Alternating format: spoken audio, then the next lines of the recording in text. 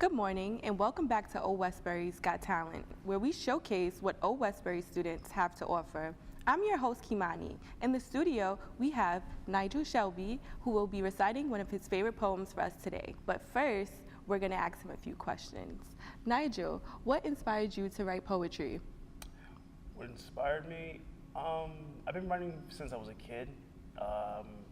A lot. I kind of stopped when I got back in high school. But what really inspired me is some of the rappers I listened to, like, Kendrick, and even back then, like, Tribe Called Quest, mix of 90s and now. So, would you consider yourself a rapper or lyricist? Lyricist. Not too keen on the word rapper. Like, I don't like telling people, like, oh, I'm a rapper. Lyricist sounds more sophisticated and cooler. Okay. So, why do you feel that it's important for you to express yourself through writing? Because to me, expressing myself through writing is like the best way for me. Because I think of myself as a person who has a creative mind. Okay, so like, what are some of the topics that you talk about in your poetry? Whatever's going on in my life, whether it be like heartbreak, tough times, happiness. I try to keep it real as possible. So would you consider this an escape from your reality? Not necessarily, because I'm still talking about reality in my writing. So. Yeah. Okay. I would like to thank you for having you on the show today. My pleasure. And now we're going to listen to one of your favorite poems. All right.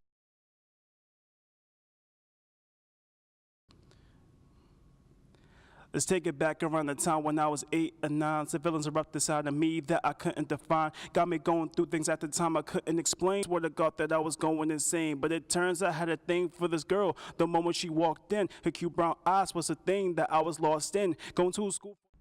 Hello and welcome to Old Westbury's Got Talent. I'm Chris Black.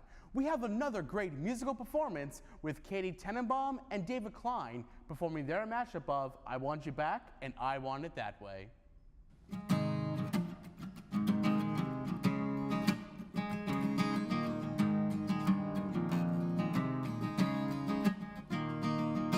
When I had you to myself, I didn't want you around. Those pretty faces always made you stand out in the crowd. But someone pulled you from the bunch. Well, what was all it took? Now it's just too late for me to take a second look. Oh, baby, give me one more chance. Won't you please let me back in your heart? Oh, darling, I won't fight to let you go.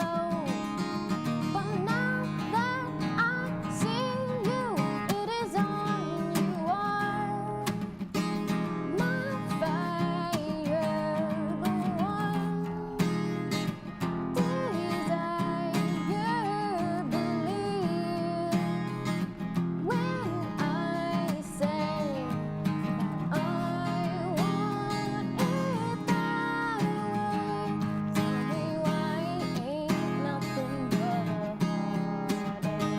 Tell me why ain't nothing but a mistake. Tell me why I never wanna hear you say that I want it that way. You are my fire, the one desire, believe when I say that I want it that way. Tell me why ain't nothing but a heartache. Tell me why ain't nothing but a mistake. Tell me why I never wanna hear you say that I want it that way. Yes, I want it that way. Welcome to Old Westbury's Got Talent, where we showcase what Old Westbury has to offer. I'm your host, Amanda. In studio, we have Brian Picard, who will be talking about life and doing some of his best impersonations. First, we'll ask him some questions about his impersonations. So Brian, clearly there's a lot that you've done. I hear you've done a documentary. Yeah. How did you get started doing that? Yeah, the documentary was about 3 years ago. Tom Felton, who played Draco Malfoy in Harry Potter series, I have a lot of good relationships with a ton of A-list to, I guess, D-list celebrities. I won't mention the D-list celebrities. But, you know, and then, so Dan would see me all the time. He'd sign all my stuff. He'd take pictures with me. And, you know, this was off the Broadway run. And he was one of the several I've had good rapport with. And then Tom was trying to do this documentary. And at the time, Rupert was doing Broadway, too. So he's like, I know him, too. And so then Dan had said, Tom, you really should use him. He's really good. And so they called me from like a London number, and I'm like, well, who is this? I mean, I don't know anyone in London. And then they said, hey, would you like to do this documentary? So we went around the city meeting the stars. But how I got started into this was, you know, a couple of years ago, I saw Hugh Jackman walking down the street, and I'm like, wow, this is cool. And I realized you can meet all these people and see all these people at events. So, you know, as I see them from time to time, you know, like someone like, I don't know, like Ansel Elgort or Lin-Manuel Miranda, Ben Platt, all these people, I see them all the time. So, you know, why not build a good relationship with them? And someone I built a very good relationship recently is Charlie Walk, the CEO of Republic Records. So, you know, I try to build connections wherever I go. And, you know, going to meet the stars is really cool. And I've had so many things done about me and what I do, and it's fun, you know. That's so awesome. Yeah. Now you've done some books too. Yeah. Do you want to talk about those? Yeah, sure. I've written 2 books in 2014. They're short story books where, you know what it is, I didn't also write about my encounters with these celebrities or whatnot. I wrote about that too. But everyday life, it brings you a story, I feel. Whether that be on the street, whether you're at school, you meet people that are really interesting, and you're like, you know what, this could be a good small story idea. So my first book, I had 59 stories, and then the next one, like 40 stories. Oh, wow. I'm in the process of work on my next one, so every time I see people, you know, I'm like, hey, you're gonna be in my next book, but then they're like, when's it coming out? It's soon. And yeah, so I have that, and then I'm working on a screenplay as we speak. So the goal for me by 40 is to have an Oscar. Wow, you got a lot planned for yourself. Yeah, so I mean, that's a goal for me. And you know, I'm working on it, and you know, every day I get inspired to keep on reading and writing, and then you know, the screenplays, they change all the time. But now I kind of have like a set focus, and if I don't like the way it looks at the end, I'll just make another one, and keep on writing, and that's the goal for me. That's really awesome. Yeah. Now, what everyone's been waiting for, your impersonations. What are some of your favorites? My favorites? I love doing my Bruce Springsteen. Oh, yeah. I wrote Born to Run in 75. I'm on Broadway right now. Yeah. And I'm gonna do my friend Paul McCartney. You know, man, I went on tour recently, and I was on tour with the Beatles for a while, and, you know, we really didn't go too well over there, man. It was really bad. And then, you know, it was go right, but, you know, now I'm on my own, and, you know, I had the Wings in the 70s, man. It's really good. And now I have people coming to see me still. It's crazy. And, you know, I want to do another friend of mine. He's a good friend of mine, Billy Joe. Yeah, I'm a Long Island guy. You know, it's pretty good. I haven't written an album since 1993. River of Dreams album, I think that was the last one. I have a once-a-month gig at the Garden. I like it, and yeah, it's pretty good. And then I can also do Donald Trump too. It's gonna be great. It's gonna be huge. Thank you. I like to use words a lot. Yes, Melania, wherever you are, I love you. Not really. I have all the other girls back there, and yeah. Well, I must say I'm impressed, and I guarantee you everyone else watching is impressed. Thank you. Thank you so much for joining us in the studio today. Thank you. Thank you for having me. Thank you.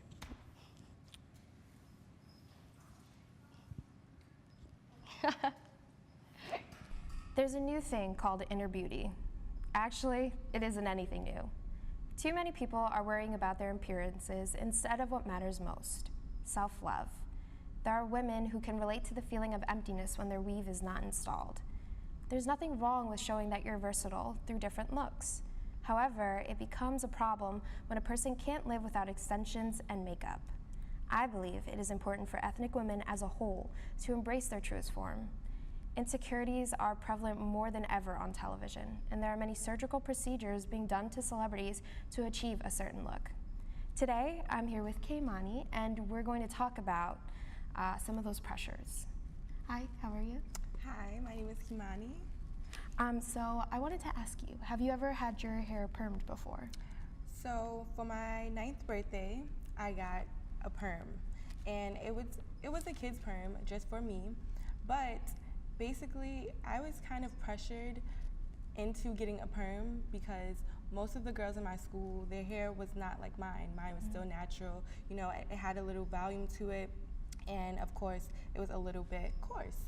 So, also seeing like music videos and a lot of, you know, media, like celebrities, like people that you look up to with this nice Eurocentric look.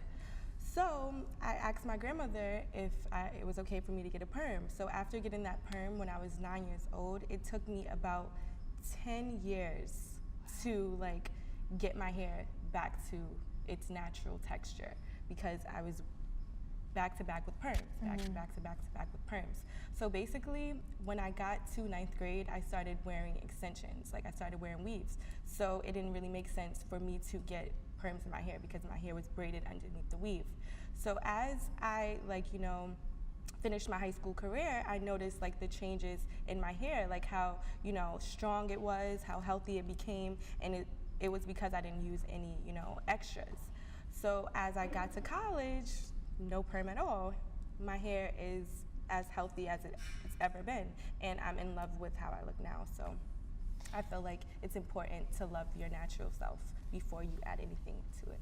So during the time that you were getting all those perms, how did that really make you feel? How did that affect you? It affected me tremendously because when you don't see any progress with your hair and in your look, then you can, start to develop some insecurities within yourself. You'll always be, unsatisfied because you're searching for a look that you can't really get because as ethnic women, we don't really have, Eurocentric hair. We don't have straight hair. We have different, hair textures from wavy to the tightest curl to the loosest curl. So I feel like it's important to embrace that. So you're talking about how you think it's important. So why do you think it's so important? I think it's important because we're so used to, having so much expectations on just women in general, like in the media. We're expected to look a certain way, to, dress a certain way, have our hair in a certain way, and if we don't, it doesn't matter if we're the smartest woman in the room. The media will, go straight into that problem and say, oh, well, her hair wasn't done. Who cares what she was saying? Her boob fell out. It doesn't really matter what, she's really, coming across and trying to say. So I feel like that's the main reason because women are so, we're so expected to look and, be a certain way.